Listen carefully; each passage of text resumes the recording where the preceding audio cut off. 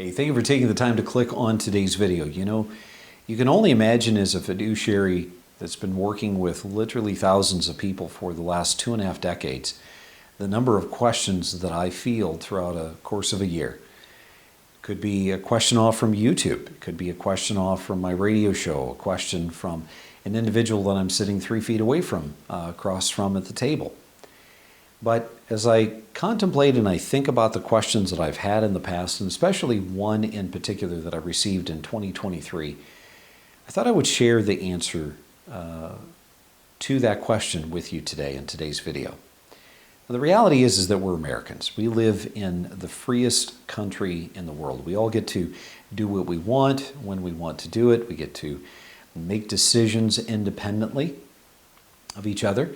And this is what creates diversification within our country. But the reality is that we also have that same freedom of choice when it comes to our money.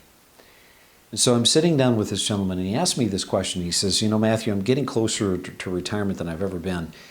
And I'm just wondering, I've saved this money for being able to supplement my retirement income when I retire. How much of my money should really be producing income? How much should I be investing for income? Now again, this answer is my opinion. Yours could be different. But before I give you my answer, let me ask you a question. Why is it that so many investors find it to be acceptable owning an investment that has the potential of doing nothing for them? In other words, you can own a stock for 6 months, for 1.5 years, for 3 years, and that stock does absolutely nothing. It doesn't appreciate. You can own a piece of speculative real estate, and you know that when you own speculative real estate, you have to make 3 decisions perfect just in order to be able to say that you've made money. You got to buy it right, you got to hold it for the right period of time, and then you got to sell it right.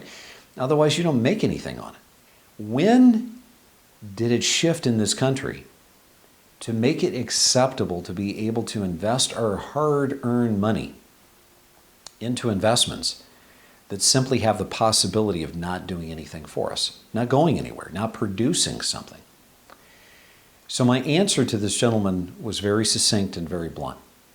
How much of your money should be producing income? All of it. Always.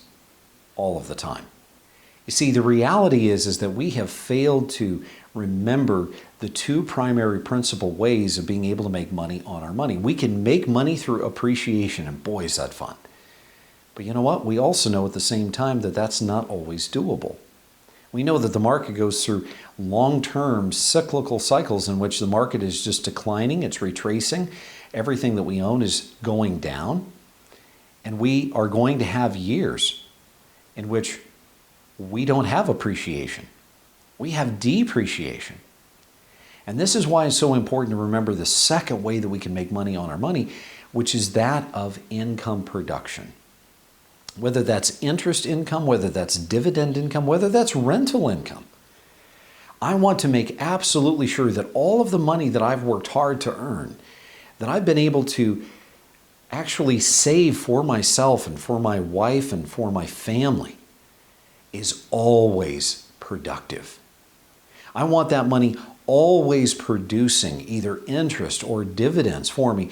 Why? Because the interest and the dividend is something that's tangible.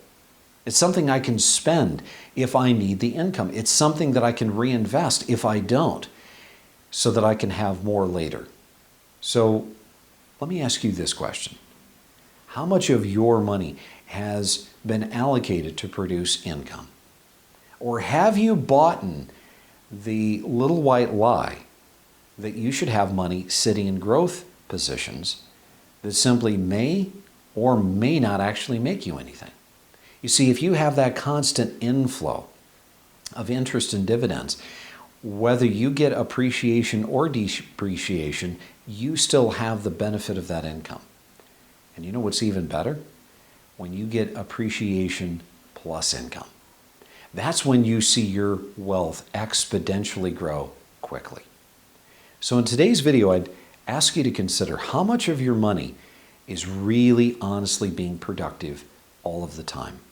month after month, year after year, producing something of tangible value that you can spend or that you can reinvest, that you can give away or you can reinvest in some other way, so that you can have the benefit of owning assets that are truly productive all of the time, always.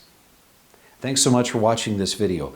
Let me ask you this question. Put it in the comments below. How do you feel about owning assets that are not always productive? Is that something that you feel strongly you should have? Or is that something that you feel you should get away from? Put it in the comments below. I love to read the comments. I also encourage you, share this with your friends. If you like our little videos, hit that little subscribe button and we will notify you each and every time we have a weekly video. Thanks so much for watching. I'm Matthew Johnson. And remember, it's up to you to make today a great day.